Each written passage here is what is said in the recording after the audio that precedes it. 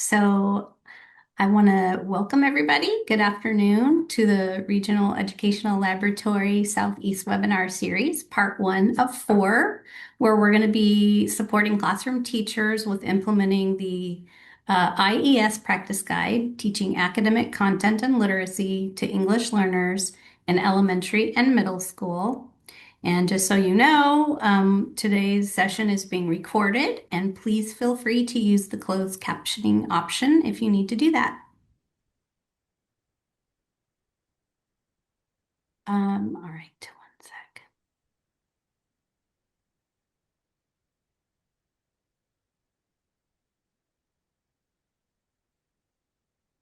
Okay,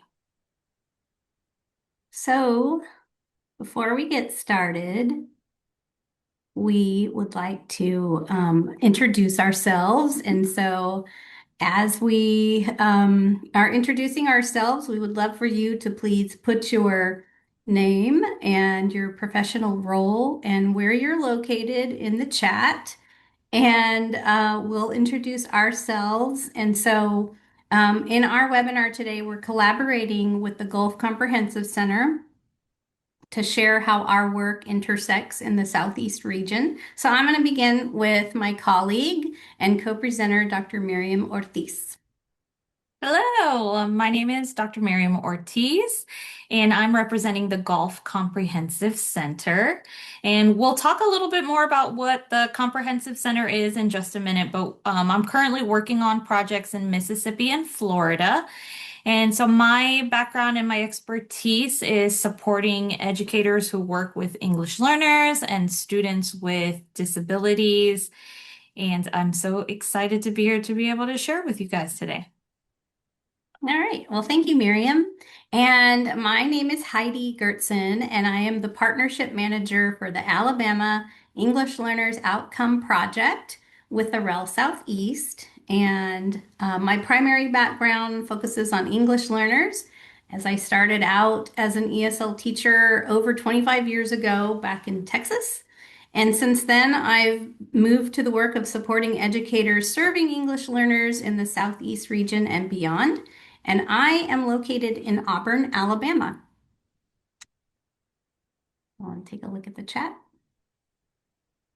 And it's great to see we have people all the way from Virginia, Norfolk, Virginia. We have some ALSDE colleagues on Rock Hill, South Carolina. We've got Mississippi. It's really great to see such a vast range of participants joining us today. This is fantastic. I see Palm Beach, Florida, Florida, San San Francisco, Francisco. Saudi Arabia. That's amazing. Awesome. That's so cool. All right. Well, it's really great to have everybody with us today. All right, we're going to move along. So, I'm going to share a brief overview of the Regional Educational Laboratory Program, just to give you an idea of how the RELs work. So, there are 10 Regional Educational Laboratories, or RELs, that work in partnership with school districts, state departments of education, and other educational stakeholders to use data and research so that we can advance outcomes for all students. And the RELs operate under a 5-year contract with the Institute of Education Sciences. And so we are currently in our 5th year of the cycle. And so the REL Southeast serves 6 states that are shaded here. And they include Mississippi, Alabama, Florida, Georgia, South Carolina, and North Carolina. And we partner with key stakeholders to conduct activities that include training and coaching, such as on the IES practice guide, to do applied research studies based on needs that our partners have, and also to disseminate our work, such as the webinar that we're doing today as part of our dissemination work that we do. So I'm going to hand it over to Miriam, and she's going to tell you a little bit about the Comprehensive Center's work. So the comprehensive centers are also regional. And so the specifically I'm here representing the Gulf Comprehensive Center, which includes Florida, Alabama, and Mississippi. And so the comprehensive centers are funded by the U.S. Department of Education. And there are 14 regional comprehension centers. And we collaborate and develop solutions and support schools. And our goal is to improve teaching and learning. And so I'm going to drop the link to the comprehensive centers in the chat. Specifically, the projects that I'm currently working on with the comprehensive centers are supporting guidance for students for identifying and working with students who are English learners who also may be identified as having a disability. All Okay. right, thank you, Miriam. Okay, so if you're interested in learning a little bit more about the comprehensive centers, feel free to click the link in the chat, and that will take you to the Comp Center network, and you can learn more about the work that's being done through the center. All right, so for today's goal, we're going to be focusing on evidence-based resources, including a new infographic series to help increase educator knowledge about evidence-based practices that are found in the IES Practice Guide, teaching academic content and literacy to English learners in elementary and middle school. And so many of you are probably familiar with these resources that you see on the slide, the practice guide there on the left in blue and green, and its companion guide, which is a professional learning community's facilitator guide, which is used to help implement the practice guide through PLCs. And so, through our partnership with the Alabama State Department of Education, we were partnering with districts in the state and to provide training and coaching to support the implementation of this practice guide in some of those participating districts across the state. And so we had a first large cohort, and then we had some smaller cohort 2 and 3. And we're glad to see that we have some of our colleagues on today. So we're happy to see you online. Um, so to help us reach our goal for today, we're going to work to develop your awareness of effective coaching practices to support educators with implementation of the recommendations found in the practice guide. And we'll guide you through a walkthrough of the new infographic that will help you support your understanding of how to apply these evidence-based practices. And then we're going to have a discussion about how to apply the practices covered today and the resources that we're sharing with you in your different settings. Okay, so to get us started, Miriam is going to share some background information on the practice guide. So I already saw in the chat there's some yay practice guides. Yes, I love the practice guide. So for those who are not familiar, the the Institute for Education Sciences houses a repository of practice guides, which really are like a culmination and synthesis of research, and they highlight evidence-based practices for working with different populations of students. So, for example, the practice guide that we're going to talk about today is about teaching academic content and literacy to English learners in elementary and middle school. But they have practice guides for math, they have practice guides for reading and comprehension, for MTSS. They have lots of different practice guides, and they are a great tool to go and use to help guide your professional learning and to really identify what are some really strong evidence-based practices that you can implement right away in your setting. So, as you can see, like I said, this summarizes the research on English learner instruction and provides recommendations for those how-to on implementing those practices. And it really is a great resource for professional learning communities. So, in this practice guide, the four recommendations that are highlighted are as follows. So, recommendation number one is to teach a set of academic vocabulary words intensively across several days using a variety of instructional activities. And that's what we're going to dive deep into today and talk about in a little bit more detail. But the other recommendations, which we will talk about in subsequent webinars, are integrating oral and written English language instruction into that content area. We all know that that's really important to integrate those skills into content area teaching. Provide regular structured opportunities to develop written language skills, and providing small group instructional intervention to students who are struggling, um, particularly when it comes to our recommendations for our English learners, those who are struggling in literacy and English language development.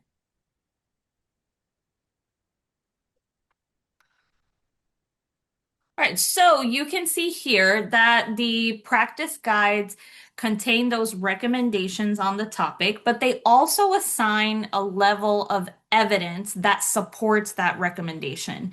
And the way that they find that level of evidence, right, is going through the high quality published research, and they look at those findings and they synthesize that and they provide that level of evidence for that particular recommendation. So all recommendations in a guide are supported by at least one rigorous research study. And of all the guide's recommendations, they are looked at, reviewed, and endorsed by an expert panel. So a panel of experts in this particular topic area. So the level of evidence is usually based on like the number of studies that support the recommended practices and whether the recommended practices were directly tested and led to improved outcomes within and across the studies, and whether those studies capture a diverse range of students and contents. Um, and so that's for that strong level of evidence.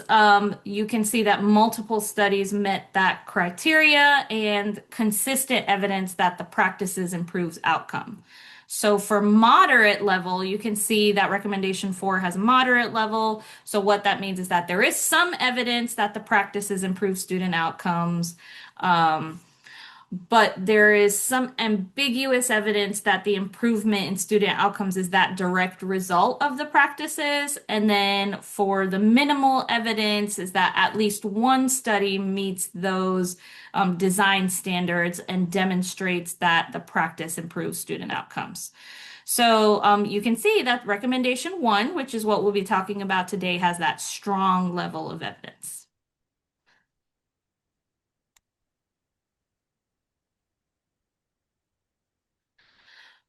Okay, so like I said, today we're going to really dive into this recommendation one, and this is the first of our four webinars. And so we're going to talk about the how-to of teaching a set of academic vocabulary words intensively across several days using a variety of instructional activities. And so, what we want to do when we are teaching that set of academic vocabulary is really start with a brief, engaging piece of informational text. And we want that text to make sure it has that academic vocabulary that in it, right? So, as a platform for that vocabulary instruction. And so we're going to choose a small set of academic vocabulary for the in-depth instruction. So we're not going to choose everything. We're going to choose that small set, the high impact vocabulary words.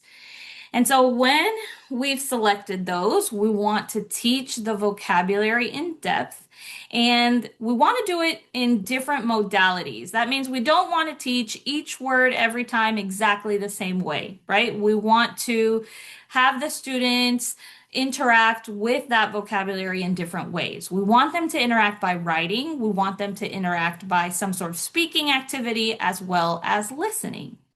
And then we also want to teach word learning strategies, so different strategies that they can use to help those students figure out and understand the meaning of those words. All right. Thanks, Miriam, for providing this overview of the practice guide and focusing in on the research behind these recommendations and recommendation one and its four how-to steps. And so to demonstrate what these recommendations look like in practice, we created an infographic that shows how a teacher implements the recommendation and the four how-to steps. So if you want to follow along using this infographic, there is a link in the chat, or there will be a link in the chat soon, so you can follow along. And so the infographic features the vignette in the classroom where the teacher is demonstrating the implementation of that recommendation. And it also features how an administrator, a principal, provides the teacher with effective feedback after observing her implementing the recommendation. So this process supports both the delivery of evidence-based instruction of recommendation one, and also coaching practices to help the teacher with implementation. And so, to give you some context for this lesson, the proficiency level of the students in this fifth grade classroom ranges from beginners to high intermediate, and their first language is Spanish. And so they are developing their academic content and literacy in social studies. This is a social studies class during a daily lesson that is addressing the vocabulary instruction. And so now we're going to walk you through the classroom vignette as Miriam and I role play. And as we proceed through the slides, we want you to take notes of what you see the teacher implementing in terms of the recommendation one and the how-to steps. And then later, we're going to ask you to share your reflections on what you saw in the chat. So here we go. Okay, so I am going to role play as the teacher, and Miriam is going to role play as the students. And so here we go. Okay, so what kind of text are we reading? Informational texts. Yep, that's right. And before reading about the apple harvest, let's look at the word reap. So, what do you see in the picture on the left? A man is cutting down the crops. Yep, he is reaping the crops. Well, for a better understanding of the word's meaning, let's complete this word map together. Let's start with the definition. The dictionary has a long, full definition: to cut with a sickle or other instrument or a machine, as in harvest. And it has a short, student-friendly definition: to cut or gather a crop or to harvest. I'm going to write the student-friendly definition. So turn to your neighbor and take turns reading the definition, then talk about what you think that word means. Doo, doo, doo. We're reading the definition. Okay. Can I get two volunteers to share your ideas on what the word means? I think it means to cut down. Yep, that's right. Okay. Now let's think about synonyms for reap. Hmm. cut and gather are synonyms. Hmm. Can anyone else think of another synonym for reap? Tell your partner. Synonym for reap. Okay, let's think of some examples of reaping for the word map. Then draw them on your laptop so we can project them on the screen. I think gather crops is an example of reap. Okay, can I have some volunteers to share what you drew? Me. Okay, so after viewing that, I see that some of you are having trouble getting access to the PDF. So in a minute, I'll try to post that again to so that you guys can make sure you have access to that. But it is on the IES page.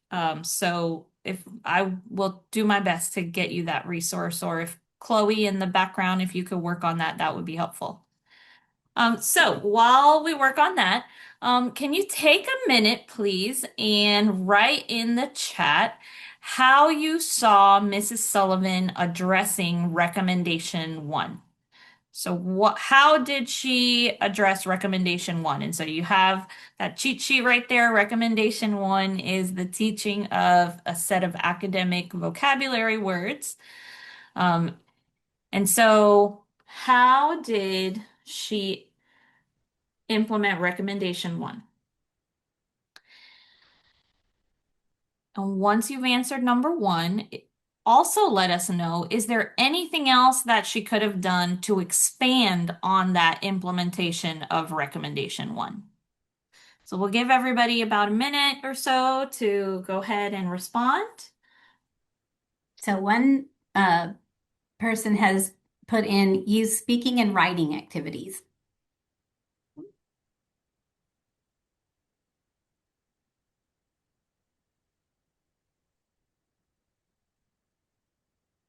Yep, more specifically, yeah, the facilitating the discussions, encouraging the use of academic language. Yeah, I've seen some teachers like make note of when they hear certain academic language or a particular vocabulary term being used. Like they put either stickers on a board or pom-poms in a jar to like highlight or encourage the students to actively use those vocabulary words. Yep, student-friendly definitions. That's right. Yeah, that's a powerful one too. Developing prior knowledge. That one is really important because, right, it helps us to understand words better when we're able to make connections. And that prior knowledge is so important for that because my experience, my prior knowledge may be so different than someone else's. Mhm. Synonyms and antonyms. That's right. That was in the word map. Okay. And Awesome. also there's a note to check the resources tab of the webinar to download the document if you're still not able to access the link. Thank you, Chloe. All right. So thank you for your responses to that. So how about specifically about the infographic? So we have, right, that the practice guide with all the recommendations, and that is a lot of text. So when we're thinking about using that and transforming it into these infographics, how did the infographic help support your understanding of the recommendation? How was it helpful? Or did it prompt you to think of another way to implement the recommendation? So when you hear or read about the recommendation in the practice guide, you might automatically think of some activities. Did this infographic stretch your thinking a little bit or make you prompt you to think about something a little bit differently? So we'll give you another minute or so to go ahead and respond in the chat.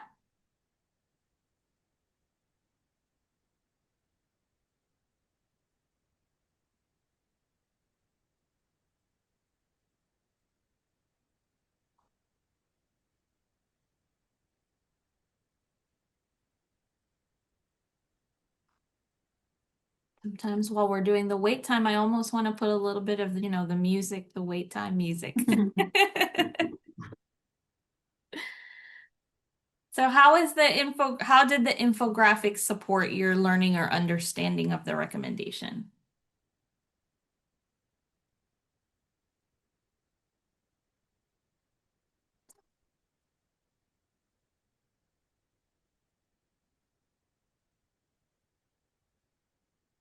So I know for me, it brought it to life, right? It brought a visual. It models it exactly. Thanks, Shelley. Yeah. Right. It showed what that looks like back and forth. Yeah. Yeah. It makes it visual, right? It makes it more something that you can see, and not just read and digest that way. Yeah. It's a vignette that it allows you to see, what happened in the classroom. It made me think that I could actually do this. I really appreciate that. Yeah, because it makes it real, right? This is simple. It's not as hard Yeah. as it looks. Yeah, I love that. So, Heidi, are you ready to talk about coaching and Let's feedback? do that. All right. And if you have more ideas, please feel free to just add to the chat and we'll keep Mhm. tabs on your thoughts and comments. All right. So we just peered into a teacher's classroom and we observed what she was, how she was implementing recommendation one and the four how-tos. And so the next section of the infographic is a vignette of her principal who's going to give her feedback to the teacher about the lesson. So before we do that, before we walk through that vignette, let's review what the research says about effective coaching. So, an effective coaching cycle includes the pre observation planning meeting, an in class event, and a post observation meeting, which is encompassed by the application of alliance strategies. And so, it's really important when building relationships with the teacher that you're going to observe. Is that feedback that's provided is done in a very positive manner. And so there has to be this element of trust that you build. So the cycle also consists of observing and modeling, and that is that in-class event. So a coach may go in to observe, or they may do a lesson demonstration as part of that coaching cycle. And then the post-observation meeting includes the performance feedback. And so to pull from this model, we highlight in our infographic how the principal provides effective performance feedback to Mrs. Sullivan. And so we know that teachers are going to understand what went well and what they can adjust in terms of instruction to maximize student learning so that when they hear appropriate feedback, either from their coach or if there's not a coach in their building, then maybe it is from their principal. And so the key is knowing what kind of feedback to give. And so what we know about effective coaching feedback is that it is positive. And so going back to the alliance strategies that I mentioned, you have to make sure that that feedback is positive and promotes that trust. And it has to be specific. So something might be really great that you saw, but it can't stop at saying that's really great what you did. You have to be really specific about what it was that you saw. And then it needs to be timely. So you cannot wait for 2 weeks after the lesson that you observed to provide that feedback. It should be within 24 hours. And of course, it needs to be corrective as needed. And that doesn't happen all the time. And if it is corrective feedback, it has to be done in a positive way. And you always have to bring in those alliance strategies when providing that corrective feedback as well. And so, as we walk through the teacher principal dialogue that occurs after he observes the lesson, we want you to use the key on the right. hand side of the slide to identify how the feedback he provides to the teacher is evidence-based. Okay, so Miriam, are you ready to give me some feedback? I am, but before we jump into that, it also makes me think about, right, how we give our feedback to our students as well, right? We want it to be positive, we want it to be specific, and we want it to be timely. And Yep. think about when someone, comes at you with automatically something negative, we shut down, right? But when you build that rapport and you start positively first, it goes that much further and you become so much more receptive to what they're saying. So, Yeah, that's a really good point. So it isn't just with teachers, but also with our students. mhm. All right, thanks, Miriam, for that important reminder. Okay, so here we go. All righty. You did a great job of using informational text that served as a platform for teaching academic vocabulary. Specifically, what I saw was that term reap. Well, thanks. Yeah, they are familiar with the text and they even know the difference between informational text and fiction. That's great. I also saw effective implementation of student-friendly definitions and in-depth explicit instruction to teach the word reap. They were engaged. Well, I found that when I walk through the word map with my students, they seem to internalize the words. Yeah, and you did a stellar job of modeling thinking aloud and filling out the word map. You also let them talk with their partners about the word. Great way to promote oral language. Oh, well, thank you. But was there anything you saw that I could tweak a bit? I did wonder how you could connect your mention of harvesting apples back to the definition of reaped, since they're synonyms. Oh, right. That ties the word directly back to the text, too. Mhm. Well, okay. So now we want you to take a moment and reflect on what you saw in this little short vignette. How was the principal's feedback evidence-based? And how do you provide feedback to teachers if that's part of your role? So take a second to think about these questions and write your reflections or your responses in the chat.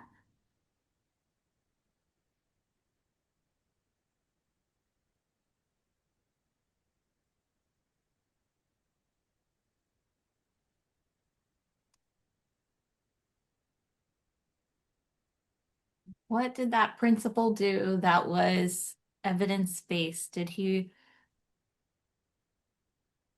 follow the recommendations?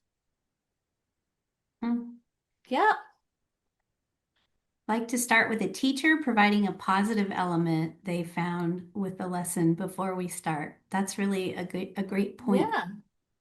That's a great way to start. Mm-hmm. I love that. Thanks for sharing. So, did the principal use any alliance strategies? What did you see?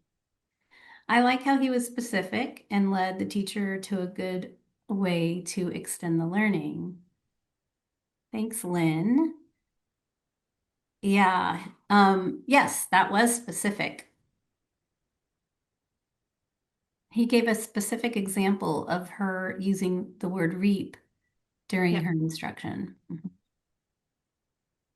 Positive feedback, I think it is Yep. important through dialogue. Yep. So starting out again, like we said, with that positive feedback and then providing the corrective feedback, even though it was really not made a big deal of and just like, oh, I wonder about this. Yeah. Great example. Yeah.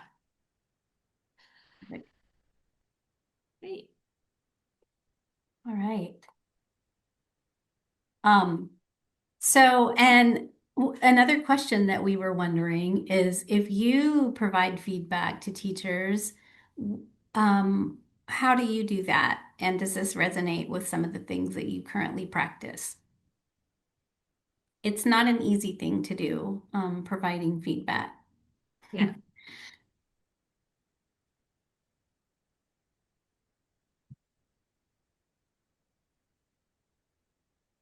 Especially if you're like me and you internalize everything and you're like, you don't want to hurt anybody's feelings. Mm, right. Yeah. And what we know is that these things are very important, this kind of feedback that you provide, because it's going to help improve practice, whether it's the teacher or the student. And so knowing what it is that you're doing is on the right track, I think is a great thing to help you keep going. Mhm. And that there's things that you can learn, something you didn't notice, that you might, change the next time you design a lesson. After starting with positive, I asked them what they thought about the lesson and what they might change. Right. That's really great. As have them reflect on some of those the feedback that you're thinking. You want to know, well, what are they thinking? Let's start there. Thank you, Mary. Okay. Well, if you have other ideas or thoughts, or you just want to share something from your own practice, please feel free to put it in the chat and we will continue. All right, so in this next part of our webinar, I want to share and talk about ideas of using on how to use that infographic because that's something new that we're doing with those practice guides, and we really want to make it something that's easily accessible as they are continuing to be developed and something that will really help support implementing that research into practice, right? Because that's what it's all about. We don't want the research to just sit there and be something that's not accessible. We really want to know how can we bridge that gap, that research to practice and implement what we know like actively in the classrooms, in the schools tomorrow. So, I would like for us to think and share, and so if you could please type in the chat, I know we really want to hear from you. So specifically about the infographic, um, could this infographic be used by an administrator or someone who gives feedback, right? Was it helpful? How could it be used by them? Um, if you are someone who gives feedback, did seeing the infographic help or prompt any other ideas for supporting educators in implementing the recommendation? So we want some more specific feedback and your recommendations and your thoughts about specifically the infographic. So hopefully everybody was able to access it now. So let us know what did you notice about how it could be used, and did it prompt any other ideas for supporting the implementation of the recommendation?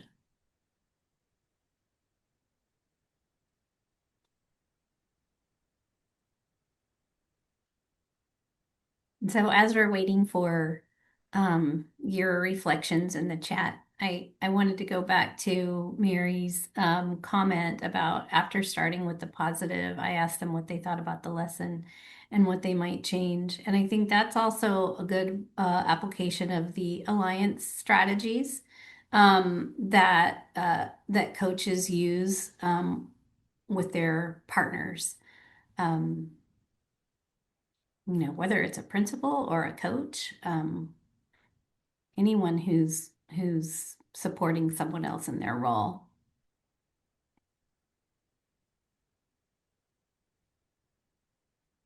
And one other thing that I was thinking about is um, if it is a principal who's observing these practices, um, the practices that are related to teaching English learners, they need to know. what they're looking for. And so if they don't, then how, being specific about some of that feedback might be more of a challenge. I see Robin um, added something. I think giving specific examples of how specific students, such as English learners, are responding to instruction will help teachers be more aware of what their EL's responses are while talking to peers, what they're writing, drawing, etc. Depending on the purpose of the coaching cycle, sometimes focusing on student outcomes can take less judgment away from the teacher. Oh, wait, I think I I think I skipped over. Um, Yep, oh, that Robin was says that. Stephanie. Okay. Yeah, my chat is moving. That's great though. That's what we want to Thanks, see. Stephanie. Right. And Robin, the infographic could help an administrator ensure all areas are addressed for effective feedback. It provides examples to build on discussions. Yeah, I think it could be used in that way. If you're providing professional learning, it might be a tool that you can use.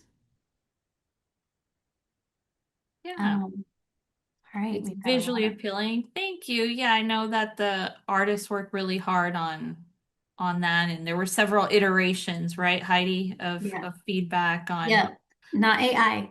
Yeah. A person drew. Infographic that illustrates the vocabulary instruction across lessons and multimodal approach across lessons to capture full element of the recommendation. All right. I could see this being used in PD with fieldwork, supervisors, coaches, and following up with a paired or group practice. Yeah, thanks for that. That's helpful to know. The infographic can provide a visually appealing and easy way to see step by step the recommendation. Great. Yeah. This is good feedback for us. It helps the infographic. It seems the infographic could be used as an intro to model this type of coaching feedback for someone who hasn't done it before, and as a reminder of how to proceed, even for those who've had more specific training in providing such feedback. Thank you, Kelly, for sharing those insights. And all of your comments are very helpful for us because we're going to be working on developing three more that align with each of the recommendations. So we'll have three more to come. All right, so should we go on to the next? Okay. So I wanted to share a little bit about how we're using the infographics within the Comprehensive Center network and the projects that we're currently working on. So, as I mentioned, we're doing some work to support and provide guidance and help state departments of education build and create their guidance for identifying and supporting English learners with disabilities. So we're using these infographics as a resource that go into their repository of evidence-based practices and tools for their educators to be able to access and use to help them in implementing those practices in the classroom and in the schools. We're also using it as a professional learning resource when we provide professional development for these groups that we're working with. And in a general overarching, a big resource for a repository for the research supported guidance and tools. So those are the ways that we're currently using them, and I'd love to hear your feedback of how else they could be used. That is really going to be helpful for how we use and implement them in the future. All right, thanks, Miriam. Yeah. Okay, so that brings us to the conclusion of our webinar. We really want to thank you for participating and for your dedication to supporting English learners and teachers. And we hope that you come back to the next webinar where we're going to be featuring infographic 2 that focuses on recommendation 2. But when you come back, we want to hear from you on how you were able to use this first infographic. I think that'll be very helpful for everyone to know how they can be used, and we'll be sending out information soon about when that is. So, You will be receiving an email after this webinar that includes a survey, feedback survey, and we will take your information and your feedback and use that as we develop the next set of infographics and webinars.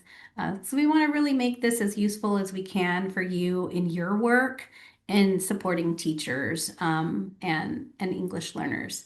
So thank you very much. We hope to see you again next time.